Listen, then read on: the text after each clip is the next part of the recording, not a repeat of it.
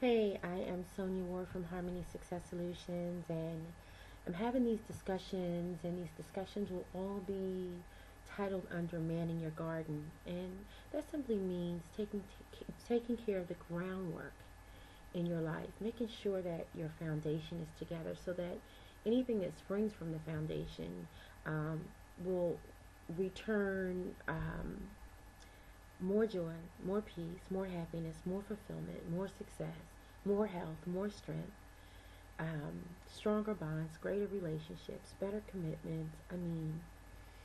I mean that's what life is about. Life is about believing and trusting God, worshiping Him, above all, obeying Him, and loving one another, respecting one another, being concerned with one another. But somewhere along the line, things just get messed up. I could say I don't know why, but I do know why. At the end of the day, we don't wrestle against flesh and blood, but it's more about spiritual warfare, spiritual wickedness in high places. And so, while we are here in the flesh and in spirit, and we move carnally, we think and react and behave carnally in our natural state. There's a spiritual side that we cannot ignore, that we need to build up and pay attention to so that we'll be able to make it through this wilderness of war. The enemy has a direct plan, and his direct plan is to destroy God's children. And if you are a person who loves the Lord, if you're a person who obeys the Lord, or at least you're trying to, and you're pursuing what God's purpose is in your life so that you can fulfill it, and you're about getting to know God and walking intimately with Him, at some point you will experience a direct attack against your walk, against your faith, against your joy, your peace, against your health, against your family. Satan is not playing. He's out here to destroy families. Now, I was reading the other day, and statistically, we are at a place where most households are single head of households. In other words, 50% of households are led by single parent families. Marriages are falling apart.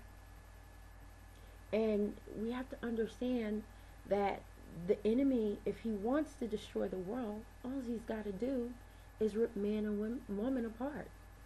The highest way to honor God is to find one another, find your soulmate, come together in love and in harmony, and then create a family, and to raise your family with strong Christian morals and a belief system, and to obey God, and to teach and train up your children so that they too can have successful families and marriages. But that is against Satan's, plan. His plan is to still kill and destroy. And so here we are, manning our gardens and watching flowers blossom and grow and being a flower in our garden. And then comes along people who change the game, that change the dynamic of your garden. They may bring more color, or they may begin to take the color away and create gray areas and confusion and dissension, hurt and pain, and so many things that you may not have been prepared for. I grew up when my parents were married, but my father didn't honor the marriage. He stepped out as often as he wanted to, and he created pain. And my mother suffered, and she cried and was depressed and was upset. Though she was powerful and energetic, and she raised us and she took care of us, she didn't abandon us, but at the end of the day, there was a great deal of pain. And the example that was before me was Daddy could have girlfriends. The girlfriends could come and knock on the door and ask my mother, where's so and so with my car, and my mother would go, I don't know. Now you see how it feels, because not only is he cheating on me with you, but he's now cheating on you with someone else, and he's got your car doing it. And my mother was not one to be extremely confrontational. She would rather keep her pride, close the door, and cry privately. And then, even when she would confront him about what had taken place, he'd jump on her and begin to physically abuse her. He verbally abused her, he mentally abused her, he spiritually abused her, and he physically abused her. Now, it's so difficult to be transparent and to tell these stories, particularly may my mother rest in peace, but my father's still living, and he's a wonderful father at this point, and he's important in our lives, and it's hurtful to reveal this because I don't want to hurt him, but transparency is deliverance, and the truth will set you free. And the truth is, it is what it is, and it was what it was, and the results are what the results are. And so I was a kid that always ran to get the phone and call the police. Quickly, get here, my daddy's hurting my mommy. And it happened so often I can't even begin to number the amount of times that it took place. But I was accustomed to mommy being called names. I would be very direct. You raggedy this, you that, you tired, washed up, this, that, you be, you this, you that. It was so much. Use your imagination. Every name that she could be called other than a child of God or by her government, she was called.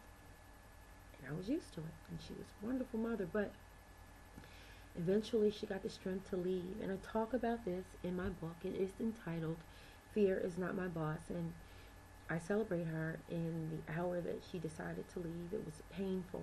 But sometimes the changes that need to be made are not comfortable ones. And she made it. And I commend her.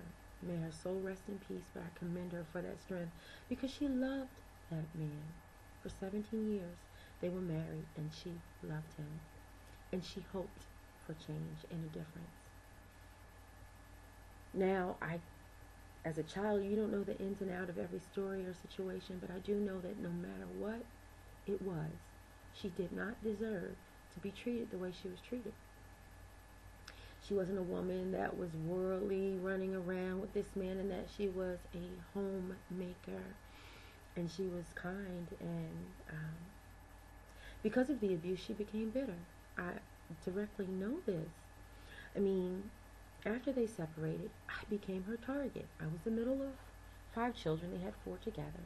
Afterwards, in her second relationship, after they were divorced, she had another child, my wonderful sister. But the first set of children, before my sister was born, I became her target. And she was very bitter. And everything that he did to her, she began to kind of do to me. My name became everything but a child of God. And it was very confusing because she was very protective, very loving, very nurturing. But yet, I became her target. I became her focal point for expressing her hurt, the hurt that she experienced. She began to usher. And it was confusing for me because this all began at about the age of 12. And so I was accustomed to being called a bitch, a liar, a slut. And the thing is, as a child, sometimes kids become sexually active early on. And had I been sexually active, I might have believed that I was a slut. And it doesn't necessarily mean that either. We're not to have sex. We are to wait until we're married. But at any rate, I was a long-standing virgin. And I was being handled and misrepresented and mischaracterized and misunderstood and misprojected and mistreated But it was normal. It was what Daddy called Mommy. It was what Mommy called me. I know it didn't feel right. I didn't like it. It hurt. I would fight tears because I was prideful, and I would pretend that it was nothing, but it was something, because I would have tears just kind of welling up on the inside, and I would fight back. You know, the tears, because I didn't want her to see them fall. But I didn't even realize I was being abused, and I was being conditioned to accept it.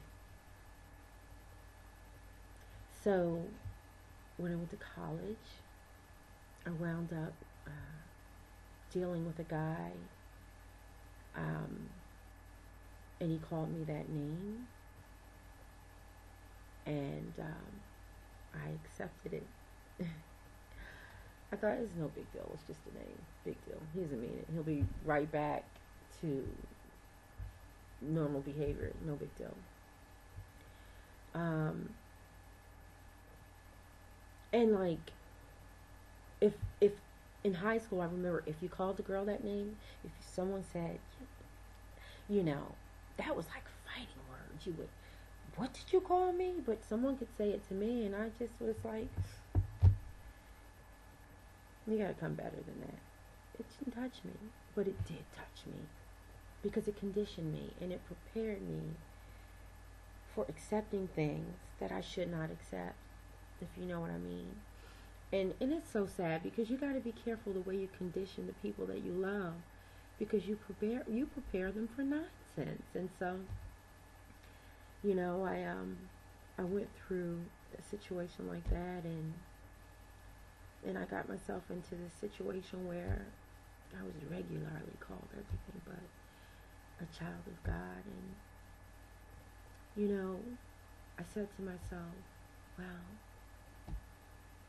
he's dealing with some personality disorders, and if he was dealing with lung cancer or heart disease, I would still stand by his side and support him.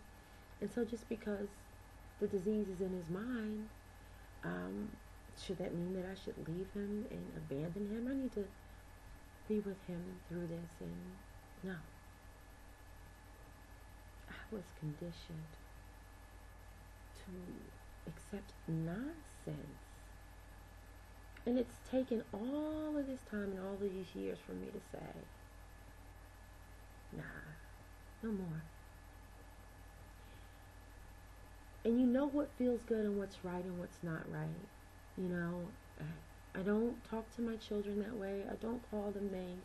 I have never referred to my children or esteemed them anything other than their names. And if I called them something other than their names, it was something as sweet as pie. Because that's who they are and what they are. And that's the way that I carry them. And I want them to understand that that's the way that they should be carried. My children will never feel comfortable being called anything other than who they are. So I thought. But then my union was loaded with toxic encounters. And I knew that them witnessing their mother being called everything but a child of God, or by my government, could be damaging, you know. But I was torn between stand, pray, stay, and be patient, and run for cover.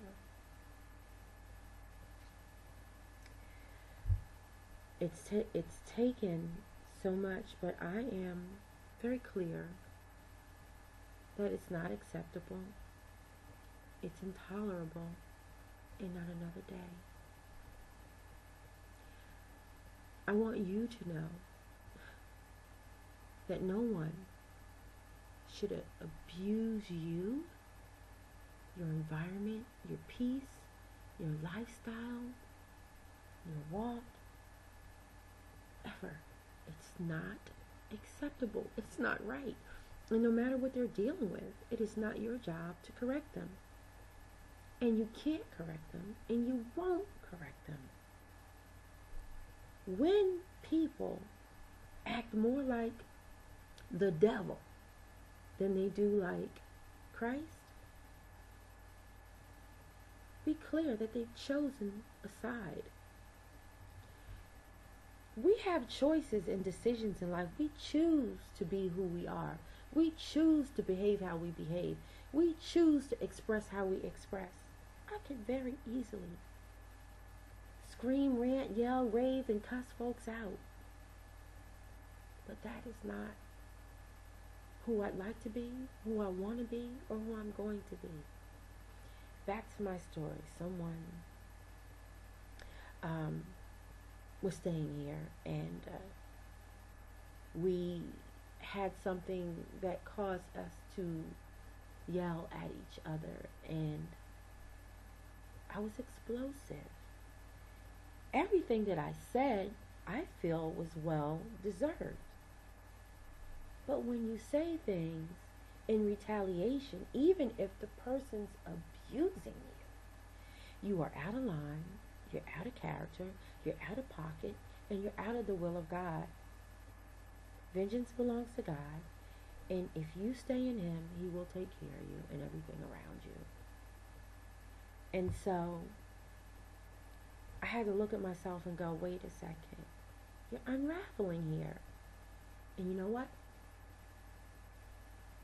It's probably coming from you're allowing yourself to remain in a conditioned state when you're too educated, you're too intelligent, you're too blessed, and you're too informed to accept that and let it go by.